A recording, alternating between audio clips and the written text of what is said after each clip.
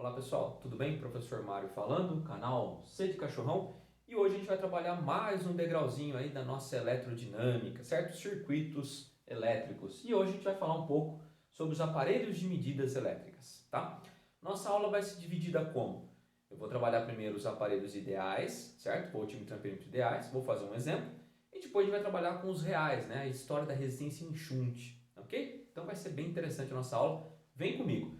Para você dar uma relembrada, então, ó, dá uma olhadinha aqui em cima no vídeo sugerido, para você relembrar um pouquinho de circuitos, né? Gerador, receptor e resistor. Tudo acaba entrando aqui, né? A elétrica a gente vai colocando um detalhezinho a cada aula e tudo vai se aglomerando, tudo bem? Então, se você ainda está meio instável com relação à parte de geradores e receptores e resistores, dá uma olhadinha aqui e tem aula disso no nosso canal, fechou? Vamos comigo! Primeiro aparelho para a gente dar uma analisada é o aparelho que a gente chama de amperímetro ideal. Bom, amperímetro mede ampere, mede corrente elétrica, ok? Então ele vai medir corrente elétrica. E ele sempre deve ser ligado em série no circuito. Isso é uma questão muito boa de vestibular, questão de Enem, já apareceu algumas vezes, em que o cara pergunta, né, qual é o esquema do circuito que está sendo medido corretamente pelo amperímetro. Então o amperímetro deve ser colocado em série no seu circuito. Por quê? Porque ele sendo ideal, ele vai apresentar uma resistência interna nula, ok? Uma resistência interna zero. Então, tecnicamente, se eu for utilizar esse amperímetro ideal, ele não vai interferir na medição do circuito, beleza? Então essa é a ideia basicamente que a gente vai utilizar. Fechou? Então o amperímetro ideal tem que ser ligado em série, como todo amperímetro, e a resistência interna dele é zero, ok? Muito bem, e se você ligar esse amperímetro em paralelo? Olha só, vamos ver o que vai acontecer? Imagina que você tem aqui um resistorzinho, ok? Você quer medir a corrente que está sendo passada através desse resistor. Se você ligar esse amperímetro em paralelo, vamos pensar aqui comigo, olha lá. A resistência interna do amperímetro é nula, então a corrente chega aqui, o que ela vai fazer? Ela vai desviar aqui para baixo. Isso vai dar um curto-circuito no seu resistor aqui, tudo bem? Então, se você ligar um amperímetro errado, vai dar um curto-circuito no seu circuito inteiro. Beleza? Então, aqui está errado. Fechou? Vamos lá, então. E o nosso voltímetro? Voltímetro ideal. Então, o voltímetro, como o próprio nome diz, ele mede voltagem, mede volts, ou seja, mede DDP em determinado elemento, determinado dois pontos do circuito, em alguma situação do seu circuito. Beleza? Ele deve ser ligado em paralelo no seu circuito. Então, se o amperímetro é ligado em série, o voltímetro tem que ser ligado em paralelo. E por que ele é chamado de ideal? Porque a resistência interna dele tende ao infinito. Ou seja, não vai passar corrente por ele, não vai desviar a corrente. Então, olha só, aproveitando aqui, ó, o mesmo esqueminha dali, ó, se eu ligar o meu voltímetro agora em paralelo, aqui tem uma resistência muito grande, infinito tecnicamente, então a corrente só vai passar aqui no nosso próprio resistor de medida, e aí então não vou interferir no meu circuito. Tudo bem? Então essa é a ideia de você ligar ele corretamente. Caso você ligue o voltímetro errado, você ligue em série, esse circuito não vai funcionar, tá certo? Então você vai ter um bloqueio de passagem de corrente naquele circuito. Aí o voltímetro pode até medir o quê? Medir a fonte de tensão, medir a bateria, medir a tomada, enfim, medir aquela fonte que está alimentando o sistema. Beleza? Um exemplinho aqui, ó, exemplo 1, só com relação à posição de montagem do nosso circuito. Eu tenho aqui um circuito, um gerador, alguns resistores. Eu conectei os amperímetros e o voltímetro de maneira correta. Olha só, o amperímetro A1, ele está medindo a corrente total do circuito, ok? Enquanto que o amperímetro A2, olha lá, a corrente chega aqui, aqui eu tenho um nó, então a corrente chegou aqui, ela vai dividir em duas partes, I1 e I2, por exemplo, dividindo em duas partes, então esse amperímetro A2, ele está medindo a corrente I2, ele está medindo a corrente que está passando no resistor R3, tudo bem? Aí então essa corrente vem, fecha aqui no nó, beleza, e volta ao total aqui. Chegou nesse ponto, no R4, eu tenho um voltímetro aqui. Tendo um voltímetro aqui, ele vai medir o quê? Voltagem, certo? Medir DDP. Então, o meu circuito aqui nesse ponto, esse voltímetro está medindo a tensão neste elemento resistor aqui chamado de R4 e depois a corrente vem e fecha aqui, ok? Então, em síntese, o que a gente tem? Amperímetro ligado sempre em série, voltímetro ligado sempre em paralelo. Eles vão medir, né, o amperímetro medir corrente, voltímetro medir voltagem, medir a DDP naquele ponto, naquele sistema. Tudo bem? Vamos fazer um exemplo? Então vamos lá, fazer um exemplo, exercício aqui do IFPE, Instituto Federal de Pernambuco, ok? O exercício é o seguinte, ele fala a seguinte ideia. O circuito elétrico apresentado no diagrama a seguir contém um gerador ideal de 21 volts de força eletromotriz com resistência interna desprezível alimentando 5 resistores. Então, os nossos 5 resistores. Qual o valor da medida da intensidade de corrente elétrica expressa em amperes que percorre um amperímetro A conectado no circuito elétrico representado? Então, ele quer a leitura do amperímetro. Pessoal, aproveitando para relembrar geradores, né? Aqui eu tenho menos, aqui mais, portanto, o meu sentido da corrente é aqui. Tá bom? Vamos achar qual é a corrente total? Para achar a corrente total, eu preciso primeiramente achar qual é a resistência equivalente no meu circuito. Vamos lá. Esses dois carinhas aqui, eles estão em paralelo, tudo bem? Então, isso aqui dá produto pela soma, ok? Então, fica 6 vezes 3 dividido por 6 mais 3, mais associado em série com esse de 3, associado em série com esse de 1 e com esse de 1. Então, mais 1, mais 1. Então, a resistência equivalente vai ser aqui 9 por 3 costuma dar 2. 2 com 3, 5, 6, 7. 7 ohms é a resistência equivalente. Se U igual a RI, pela primeira lei de Ohm, certo? 21 igual a 7 vezes I, o I para a gente vai dar 3 amperes, ok? Então, a minha corrente total no circuito é 3 amperes. Bom, a corrente vai chegar e ela vai se dividir. Você concorda que ela vem I1 para cá e o I2 para cá. Tudo bem? Aqui nesse nó. Muito bem. É o I1 que eu estou preocupado. Bom, vamos pensar o seguinte, ó. Aqui a minha resistência ela é de 6 ohms, ok? E essa aqui é de 3. Então, olha só o que a gente pode fazer, ó. Daqui para cá, a minha resistência dividiu por 2. Então, você concorda comigo que a minha corrente vai dobrar? Então, olha só. Se eu chamar a minha corrente I1 de X, a minha corrente 2 eu posso chamar de 2x. Ela vai ser o dobro da minha corrente, ok? Então, dessa maneira, no meu I1 vai passar x, no meu I2 vai passar 2x. Então, olha só, I1 mais I2 tem que ser igual ao meu I. Ou seja, x mais 2x igual ao meu I, que é 3. Então, 3x igual a 3, x igual a 1 ampere. Ou seja, a leitura do nosso amperímetro vai ser o quê?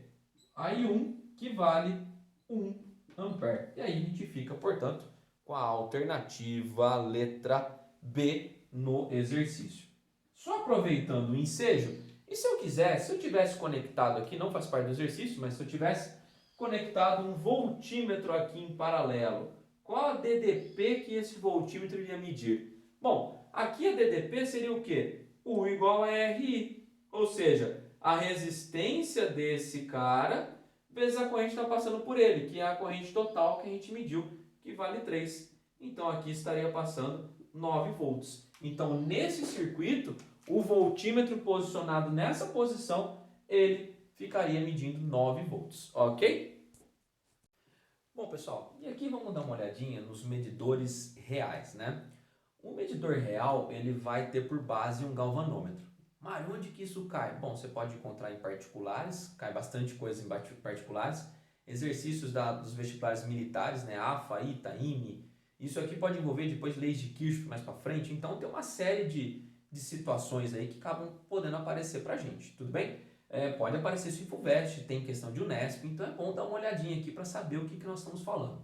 Primeiramente, o que é um galvanômetro? Um galvanômetro é uma bobina, então você pode pensar que é uma bobina, certo? Essa bobina, ao ser transmitida a corrente elétrica por ela, você vai ter uma passagem de corrente elétrica, gera um campo magnético, lembra? A regra da mão direita aí, né? A gente vai ver futuramente isso daí, finalzinho de... Quando termina elétrica, a gente começa a ver magnetismo, né? E aí é no eletromagnetismo. E esse galvanômetro ele é constituído de um ponteiro, certo? Que pode ser defletido pela presença desse campo magnético incidindo numa molinha, ele começa a defletir. E ele tem uma resistência que a gente vai chamar de RG, resistência do galvanômetro, tá bom? Só que esse galvanômetro ele tem uma resistência, uma corrente que a gente vai chamar corrente de fundo de escala. Isso é muito pequeno, é da ordem de 10 mA. Então, se passar uma corrente superior a isso no cara, queima ele, né? Então não dá para ele funcionar, ele vai queimar. Então eu não posso usar um galvanômetro propriamente dito dentro de um circuito como função de amperímetro ou como função de voltímetro. Ele vai queimar. Qualquer uma corrente aí de 1 ampere já mataria ele sumariamente, ok? Então esse cara ele vai ter uma corrente, que eu vou chamar essa corrente de fundo, de IG, corrente do galvanômetro. Como é que eu faço para esse galvanômetro funcionar como um amperímetro? Então olha só, eu vou vir aqui e vou conectar uma resistência que chama de RS, conhecida como resistência shunt ou shunt, dependendo como você fala isso em inglês aí. Essa ideia do shunt quer dizer divisor, né? Um ramo aqui, certo? Então essa resistência ela vai fazer com que a corrente que venha do circuito se divida. Então olha só, está vindo uma corrente I, que é a que eu quero medir com o meu amperímetro. Um pedaço vem para o galvanômetro, beleza? E outro pedaço vem para a shunt. Bom, como é que eu vou poder pensar nisso? Olha só, a corrente lá de shunt ela é muito maior do que a corrente do galvanômetro. Por quê? Porque a resistência em shunt ela é muito menor do que a resistência do galvanômetro. E olha só que curioso, se eu fizer em paralelo essas duas, né, como elas estão aqui em paralelo, eu fizer a resistência equivalente, vai dar uma resistência equivalente muito pequena. Então, quando você compra um multímetro aí, né, nessas lojas de equipamentos eletrônicos, o multímetro ele tem o voltímetro, o amperímetro e o ohmímetro para medir resistência. Então vamos pensar no seu amperímetro exclusivamente. Quando você vai comprar lá, o cara te fornece com diversos preços. Então aquele que tem um preço maior, com certeza vai medir melhor. Por quê? Porque ele vai ter uma resistência shunt muito pequena. E aí vai fazer o produto pela soma aqui desses resistores, né? Vai dar um valor muito pequeno. Te convido a lembrar, quando a gente viu a associação de resistores em série e paralelo, faz de cabeça, 2 resistores em série, um de 6 e outro de 6, a soma deles vai dar 12. 2 resistores de 6 em paralelo vai dar quanto? 3. Então, quando você tem uma associação em paralelo, a resistência equivalente ela é muito menor do que a resistência equivalente em série, beleza? Então, aqui eu vou ter uma resistência equivalente pequena. Então, como é que isso vai funcionar? Olha só comigo. Eu sei que essa corrente que está entrando é igual à corrente em shunt, mais a corrente do galvanômetro, corrente de fundo do galvanômetro. Como esses dois elementos eles estão em paralelo, a DDP nos dois é a mesma, né? Seu característico da associação em paralelo. Então, o U do galvanômetro é igual ao U na resistência em shunt. Bom, no galvanômetro é o R do galvanômetro vezes a corrente dele, igual a resistência em shunt vezes corrente em shunt. Bom, isolei essa corrente passando o I do galvanômetro para lá e substituí aqui. Dei uma brincada aqui e isolei o I. Então, olha só. Esse I que eu estou procurando é o I do amperímetro.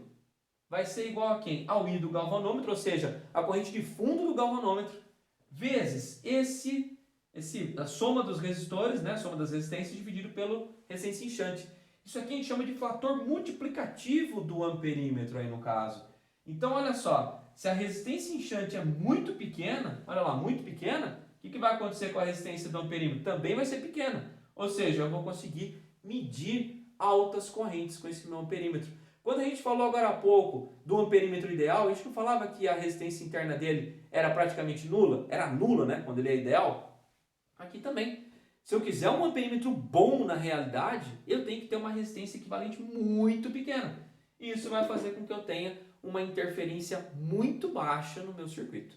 Beleza? Então o funcionamento no galvanômetro para aplicação em um amperímetro é dessa maneira. Eu vou associar aqui um resistor que a gente chama de resistor shunt, ou shunt, como você queira. Tudo bem? Olha só, pessoal, vamos fazer um exemplo como isso aqui apareceria, por exemplo, tá?